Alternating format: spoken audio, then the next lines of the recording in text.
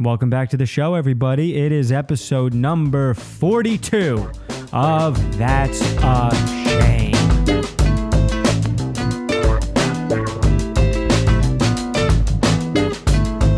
Here we are, man. Episode number 42. It feels like I did 42 last week. I don't know why. I feel like I should be on 43 and that I'm saying the wrong number, but I'm looking at the fucking log right here and it's saying it's 42. Maybe I'll go back and listen to 41. Did I say 42 on episode 41? And you guys have been stewing about it for the fucking past week? Or did I say 41 and I'm just an incorrect human being? Either way, you know what? It doesn't fucking matter. Like most things in life, it just doesn't fucking matter. Isn't that crazy, man? That almost everything you have ever given a shit about just doesn't fucking matter? DFM, dude. Fucking get rid of YOLO. YOLO, I know Drake came up with it. You only live once. That's a bullshit. That's a bullshit acronym to describe life. For YOLO should not be the acronym of life. It should be DFM. Doesn't fucking matter. Doesn't matter. No matter what happens to you. Had a rough day at work? Doesn't fucking matter. Why? We're gonna die. And I know I shouldn't open up the podcast with a doesn't fucking matter. We're gonna fucking die. A lot of F-bombs up top. Do I say the F word too much? How do you guys feel about that? Whatever. It's part of who I am. And you guys are here because you like who I am. I think it feels like we're growing, baby. And it's not because it feels like, it's because we are. I broke 10K on Instagram, which you know what? Doesn't fucking matter. But it's a form of progression that I have been chasing for a little bit. I've wanted a letter in that follower column for a minute on the gram, and it's a sad existence to live, I know, to just put your value based in the followers you have on social media. But I'm not just a regular fucking slick who's doing social media to do social media. It's my career and my dream. My dream is to be able to say I'm in this place at this time on this day and have that room fill up with people to come and see me do stand-up. And that's what followers on Instagram reflect, dude. The ability to do that. And yeah, it's not going to happen with 10K, but it's on the way. It's on the way to the number that I need to be able to do that. So an earnest and honest and heartfelt and sincere thank you to you guys who are spreading the word about this podcast, man, because the downloads will keep growing.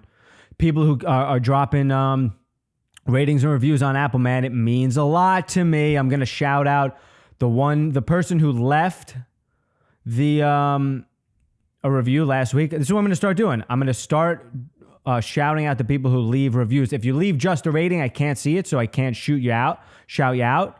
But Cochina Marie, she's the only person who left an actual review. And you're getting a shout out, baby. I love you. Thank you. I think you're a lady. It could be a dude with a username Cochina Marie, maybe in the kitchen. Cochina is Spanish for kitchen, isn't it? Maybe he's a dude, but in the kitchen he feels like a woman, and that's his name. In the kitchen he's Cochina Marie, but outside he's fucking Mark. Right? Who the fuck knows? 2021. But thank you guys. Spreading the word. I know you're sharing my shit on Instagram too. Keep doing that. I'm about to drop. I filmed a sketch 2 years ago that I think is probably the funniest thing I've ever made, and it's gone viral on TikTok, and I'm going to share it on IG now that it broke 10K. It might upset a couple people because of the content that it is, but if you like it, share it, help your boy continue to grow. So yeah, man, we're back here for another episode, another podcast of the That's a Shame podcast. I went to the Bronx Botanical Garden the other day with my lady, and it was fun. And it's just good. I'm realizing this. Any other relationship I used to be in my life, when the chick wanted to do something, I would be like, yeah, I guess I'll do it. And then we'd go, and it would be kind of fun, and then we'd come home, and then I'd regret doing it because it affected me not being able to do some sort of comedy or some other bullshit. But now with this one, man, you want to go to the Bronx Botanical Garden? I'm like, yeah. Let's do it, because we just have a good time together. And we went, and there's this woman, this old Japanese lady, Kusama. I don't know how to say it. I don't know the proper pronunciation of it, but Yayoi Kusama. She has like a bunch of exhibits going on at the Bronx Botanical Garden, and they're pretty interesting. They were like gourds made out of resin and shiny shit. They're huge. A lot of floral things made out of they're just sculptures. I don't know what they were made out of. But I mean, and each thing had like a placard at it that described how she came up with it and what she saw. And I mean, this is just basically a 92-year-old Japanese woman who just trips hard on acid and then builds what she sees out of sculpture, plaster, tiles, whatever all the things that she used were. And I mean, they were cool to look at, dude. But this is just an old, I mean, she looks like the Sia of Japanese old ladies. She's got a very colorful wig that just sits on her head like a hat with aggressive, dense bangs. You know how Sia does that shit? The singer, you know who I'm talking about? Sayonara. The chandelier. You know that chick? That's the chick I'm talking about. This is the old Japanese version of that chick who trips on acid and builds things and gets them set up at the Bronx Botanical Garden. So we did that and it was a good time. It was hot as shit. Sweltering. Almost got a second sunburn, but I avoided it because I walked along the tree-lined paths and stood in the shade. Can you believe this, man? I got 2 overbearing Italian women in my life now with my girl's mom. I got a sunburn in the Hamptons. I told you guys on the last episode, I was sitting here recording this podcast with a brutal burn. And I didn't tell my mom because why would I tell my mom? That's not a thing she needs to know about. Also, it's just a thing I'm going to get yelled at about by her because my whole life she's been telling me to put on sunscreen. And I'm usually pretty good with it now. But this time I forgot. And I was like, you know what? She won't know. I'm not going to tell her. I would never tell her and cause her stress and also cause me stress. But you know what? My mother-in-law made sure to tell her. My mother-in-law ratted me out. I woke up with a text from my mom. Heard you got a sunburn in the Hamptons. Check your mailbox. I sent you some really good sunscreen. So I got my mother-in-law ratting me out to my actual mother about not putting on sunscreen. I can't do anything. No privacy. What did I tell you about wanting to live in the Mad Men times last episode? No privacy. I don't want to start a second family, but that level of privacy, I envy. Doesn't exist. I mean, speaking of privacy, my girl, she didn't get COVID, but she was sick the last couple of days. And man, she does, I don't know if it's a woman thing, I don't know if it's a her thing. She does this thing where she'll be on her phone, which is fine, and then I'll try to talk to her. I know she can multitask. I see her multitask all the time, but when she's on her phone and I talk to her, I might as well be talking to a fucking wall. She doesn't hear anything that I'm saying.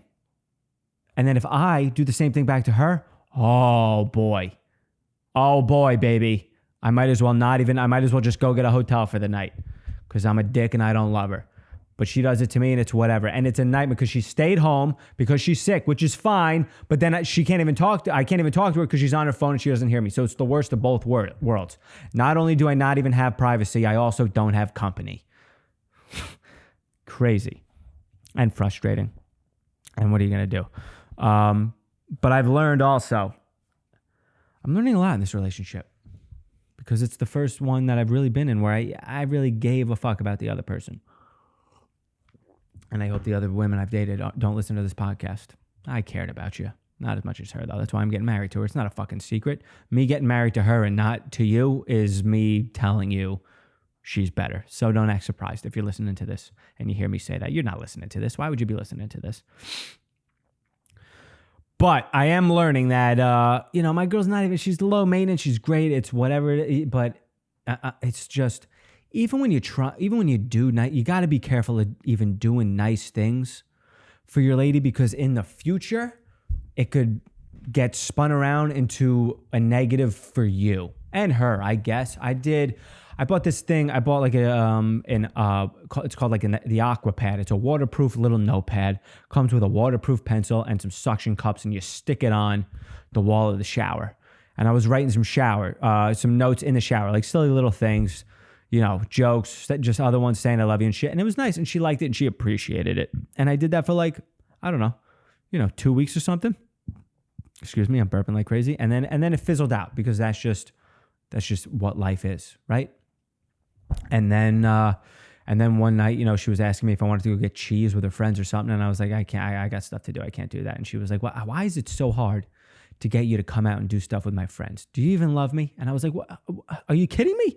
I love you. Of course I love you. And then she goes, well, when was the last time you wrote me a note in the shower? And I was like, you can't get mad at me about a thing that didn't exist in your life and wouldn't exist in your life if I didn't bring it in to your life. You can't get mad at me about that. A thing you wouldn't have known about if I wasn't here to let you know about it. That's bullshit. And I do the nice thing. I think of the kind thing. I do it. I bring it to fruition. I go through the motions. I make you happy in those moments. And now I'm sentenced to a life of being alone in the apartment, taking a shower, and I still got to come up with something to say to you. That's not what doing a nice thing should result in. You shouldn't get a fucking life sentence of having to do it forever. Otherwise, you want a divorce. Right?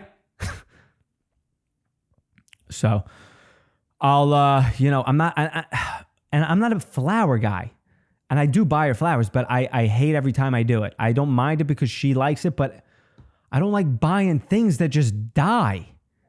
What is the point? I'll get her a plant, but she doesn't. I bought her. I made the mistake a couple of times. I was like, I'm not going to get her flowers. I'm going to get her a plant because at least a plant will have longevity if we remember to water it. I got a bunch of plants over there that are fucking croaking because we don't water it. But I'll tell you what, it's lasted a hell of a lot longer than a floral arrangement.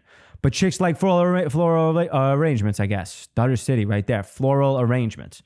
And I get it. They're pretty. They're prettier than a regular flower, but they just I'm getting you a thing like, here's the thing that was $60 that will only last 7 days. What a good investment. At least plants like provide fucking oxygen into the apartment. They filter out some of the negative particles in the air. I think they do that. But I can't even, that's why I'm not a big flower guy. Oh, I'm just realizing I saw a guy at that Bronx Botanical Garden, man. It was hot, man. But I still judged this shit out. This guy was drinking out of a water fountain at the Bronx Botanical Gardens. If you're drinking out of a water fountain in the middle of a pandemic, and are we really still in the middle of it? It sure seems like that with the numbers creeping up and people just croaking. Apparently Delta's more spreadable and contagious than the other one, which is just, it's over. This is why nothing fucking matters. Doesn't fucking matter. But still, did the balls to drink out of a water fountain? Unless he approached it with there's no way anybody has the balls to drink out of a water fountain. Therefore, this is maybe the safest thing to drink out of right now because no one's using it. I'll go get it, but I don't think so. I think this guy's just a savage. And have you guys done that? If you saw a water fountain somewhere, would you bring your lips anywhere near that and suck down the water that was coming out of that thing? Crazy. That's a crazy level of, I don't give a fuck. Or maybe he's at the level I want to get to of the doesn't fucking matter, where he sees a water fountain and drinks it and he's like, doesn't fucking matter. Gonna get COVID no matter what. I'll just drink out of this water fountain. I'm parched. Fuck it. Doesn't fucking matter. Walking around, no sunscreen. Doesn't fucking matter. It matters. You don't want to die early from melanoma. Melanoma's a bitch. I'm also starting to think, this is well documented. I've talked about this. Dermatologist on my least favorite doctor that exists, and I just think they're full of shit. I think a lot of the products that they prescribe cause issues that they're pretending to fix. Also, I'm going to start a conspiracy theory, I think, here right now. Dermatologists are hiding behind, they're using skin cancer as a front to keep their whole shit in check. And I get it. When you get skin cancer, you go to them and they fucking help you out and, they save your life, apparently, which I don't even think they do, because if you get a bad melanoma, you're not going to a dermatologist, you're just going to a fucking cancer expert, I think. So, but what I think is, of course, the sun causes some cancer if you're really letting yourself cook out there. But have you noticed what the sun also does to all the other skin ailments that you have? They cure them. The only time my fucking dandruff and the keratosis pilaris and the, acne and shit that I have goes away is if I lay in the sun for 15 to 20 minutes with no screen on. The next day I wake up and I got that smooth skin. I got a nice complexion. I got all my bumps are a little less raised and all that shit's going on. So I think the doctors are like, oh, don't go in the sun because you're going to get skin cancer. But really all they need to say is don't be in the sun too long. But they're taking it to the next level and they're exploiting all of us by don't go in. Make sure you put this fucking sunscreen on that's going to block out all the good shit that the sun would do for you and keep all your acne and keratosis pilaris and eczema and psoriasis and all your weird little shit intact so that you got to keep coming back here and I can keep giving you creams that don't do a fucking thing. How about that for a conspiracy? Nobody came up. No, nobody's talking about that. This is what you tune into the That's a Shame podcast for, because you learn about shit that's truly a shame. This is what's truly a shame, is that we all think we need a dermatologist when really, is it also a coincidence that in the last 2 weeks, Ashton Kutcher and Mila Kunis came out saying that they don't really bathe a ton and they don't bathe their kids? Did you see that? Because why? When you do that, you don't have to use the skin products that are coming out and getting fucking recalled if they're made by Johnson & Johnson every 3 weeks. We're having shit that causes cancer. Also, Jake Gyllenhaal came out. People fucking DM'd it to me because, you know, all of a sudden I look like the guy, and he came out saying that he thinks he said, to quote, there's a whole world of, shit, what did he say? Let me look it up. What did he say? He said he doesn't bathe often. Jake Gyllenhaal has admitted he doesn't wash his body every day because he believes it's helpful for skin maintenance to allow the body to naturally clean itself before taking a bath to freshen up. So people can't DM this to me being like, oh, look at the dude you look at doesn't bathe. That makes you a dirty prick. No, fuck you. All right. What do you think? I'm upset that a dude that I look like, who is known for being great looking, doesn't bathe often? He's probably right, because the dude is pushing 40 and he looks better than all of us. Oh, he is 40. I do believe, because Elvis Costello is wonderful, that good manners and bad breath get you nowhere. I mean, good manners get you places. So I do that. But I do also think that there's a whole world of not bathing that is also really helpful for skin maintenance. We naturally clean ourselves. So this came out while I was coming up with the skin conspiracy and helped further push my belief in my conspiracy to full throttle. That all these products are just fucking us in the end. And the only real thing we need is a little bit of sun-kissed skin to get those ailments out of here. And if we didn't, what's the word I'm looking for? That's a word with a P. Is this what this podcast is going to become? Just a fucking idiot who struggles to think about the words that he wants to say? But yeah, I think all these products don't need to exist. The things we use are making shit worse. And really what you need to do is just the caveman method, is where you just, which I'll never be able to do, man. I take more showers than everybody, because the only thing that helps me feel, get rid of the skin ailments temporarily is getting, going into a shower and wetting everything. And also finishing it off. I finish my showers off cold, and you get a whoosh, to quote Cosmo Kramer. And that shit feels good. But I also just feel, I think because I shower so much, when I don't shower, I'm really relying on the shower to feel clean. So when I don't shower, I feel extra dirty. Like I wake up and I feel like oily and slick, and like I need a goddamn shower immediately. Otherwise, I'm not myself. And maybe it's like, a shower is like a coffee. You feel like you can't function without it. And maybe I got to go cold turkey on a shower and just get real stinky. Just get real stinky and oily. And just do it. Just push through the awkward phase. It's like growing out your hair, where you have that awkward phase, but then when it comes in full throttle, you get past that awkward phase. I can't believe I just used full throttle fucking twice in a span of 2 minutes. I've never said full throttle in my life. But, yeah, you got to push through that awkward phase of being greasy and smelly, and then your body acclimates to the non-bathe routine, and then all the issues go away. Maybe I'll try it. Maybe when we go into the second lockdown, I'll just do I'm just going to shave my beard and then start from scratch. Shave my beard, stop showering, see what happens. And you guys, I'll keep you apprised on the podcast. It'll be like a journal I keep about my non-bathing exploits. The older I get, the more I just think not being in nature and living in the woods is what's resulting in all these issues. We're just surrounded by a bunch of artificial stuff, right? Because what we're meant to be doing is just living, just walking around barefoot. What do they call it? You grounding yourself. Do you guys know about that? You take your shoes and socks off and you walk around barefoot, and the electrical current of the earth goes into your body and you ground yourself, or some bullshit, and you're supposed to feel better. But then also what's happening, you're walking on grass that's probably fucking riddled with pesticides, and then that's getting shot up into your bloodstream. And then all the good shit's negated. And that's why you got to live in the woods, where nobody's been spraying sides, pesticides. Because also golf is starting to appeal to me, because it's just a thing that's, even though all they do is use pesticides on those fucking places. But it's like being on a golf course is relaxing. I almost want to, even though I shit, was it the last episode? I know I've shit on golfers here.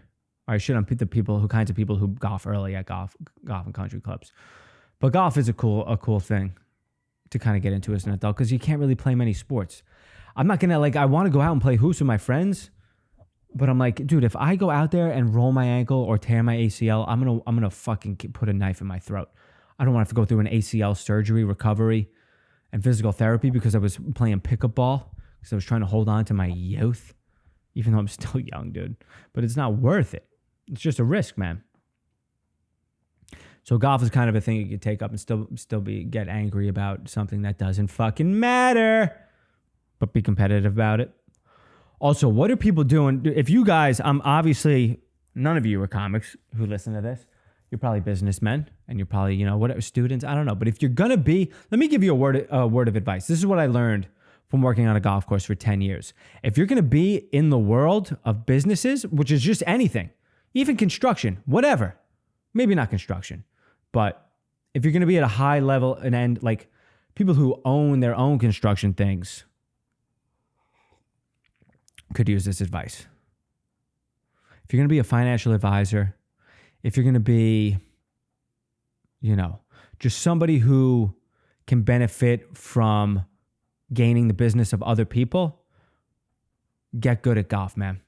These fucking people at the golf course who belong there, man, just the older dudes who were all rich, and had their own businesses and things. If you were a young kid who came to that country club, you could be full-blown autistic, man. If you knew how to hit a golf ball and could shoot, if you could shoot par, they'll give you the keys to that fucking business, bro. If you could just hit the ball well consistently, these people just bow down to you and idolize you and just think you're the shit. And they just wish they were you. They wish they could go back to being a 30-something kid who could and they just imagine that you could get laid well because you can fucking hit a golf ball, which is a thing no woman gives a fuck about. But they think about it because it turns them on, that it would work in the world of women. Get good at golf, man, and your career will fucking flourish. You got to get good though, and that's not an easy thing. But you should you should spend more man hours trying to get good at golf rather than being good at your profession, because that will lead to more money in your pocket than being just good at your profession. You could just have a piece of shit business that you're running, but if you could hit a fucking golf ball nice and on a line and keep it on the fair way, you're going to have your way with these people who are just old and ready to tap out anyway. They don't even care about the success of their business. They'll give it to you, or whatever you do with their money. If you're a financial advisor and they'll just hand you their fucking fortune and be like, you're going to hit a wedge. Well, man, you probably know what to do with my cash. Here's it all. Golf culture. It's crazy. And that's the thing that does matter. I know I'm saying everything doesn't fucking matter, but that's the thing that does matter. There's certain things that matter. But in the grand scheme of things, obviously, the umbrella of it is DFM, baby.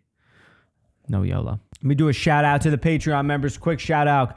Mike T. Shout out Kai, Melissa Pryor, Rebecca Lyon, Jamie134, Manfredi, Pesapane, Vacris. Love you guys. I mean, people aren't joining the Patreon, and it's a fucking bummer, dude. But what are you going to do, man? I'm not selling myself enough. I don't know. What do you guys need from me to get you to cross the threshold that is the Patreon? Because it's a good time over there. I'm telling you, these episodes are fun. I don't know what to do, how to give you a sneak peek of the Notebook series they got going on there, but I think it's a good time. Maybe not. Maybe I'm incorrect. I'm a human being and I could be wrong about things. But I think you guys should truly go over there and join the Patreon and make me a happy camper. Also, go on over to the YouTube and subscribe to the YouTube page, because that's growing a little bit for sure, and not as much as the audio version of the podcast. But that's fine. You can't have it all, Nick. You can't break 10K on Instagram and also break 10K on the YouTube subscrippies. But I just don't even know how people. I mean, I'm trying to trying to keep myself up to date, you know? And I try to know what's going on in the world, and I want to read the news, and then I just see articles where it's like a thing that I know more about than the newspaper would, and I'm like, it just can't be trusted. I mean, anybody knows this. The New York Post had a headline the other day that said Louis C.K. comes out of hiding and announces tour dates for 2021, and he did. Louis C.K. came out. If you're on his mailing list, he announced tour dates. He's going to be all over the place. And the headline is Louis C.K. comes out of hiding to announce tour dates. And I mean, that dude has went on tour, recorded, filmed, put out a special since those allegations, and this is his second tour. So I don't know what you're talking about, thinking that he's just come out of hiding. That dude's been out of hiding and schmoozing and fucking around with all of society for over a year now. An entire pandemic has happened since that dude came out of hiding. So maybe get more up to date on your... I mean, if you're going to be the news, be better at doing the news. How are you going to be that wrong and just completely destroy all credibility with at least me? I just can't even... I mean, is it just not clear? People who wake up or just end their nights by watching the news, is it not clear that every single one of these stations is just... their entire prerogative is to not give you what's actually going on, and it's to just sway you in the direction that whoever the fuck owns that network wants you to be swayed? It's just feels like such a waste of time.